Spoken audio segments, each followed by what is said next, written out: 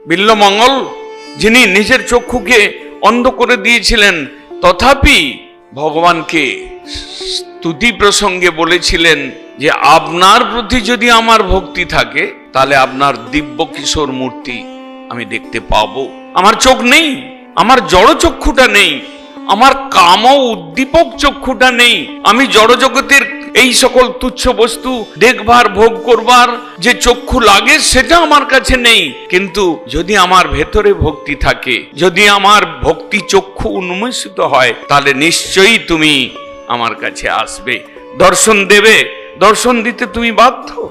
ভক্তি স্তয়ী স্থিরতয়া ভগবান যদি স্যার, যদি আপনার প্রতি আমার স্থির ভক্তি থাকে তাহলে নিশ্চয়ই আপনি আমার চক্ষের সম্মুখে উপস্থিত হবেন, আপনার সেই দিব্য কিশোর মূর্তি আমি দেখব।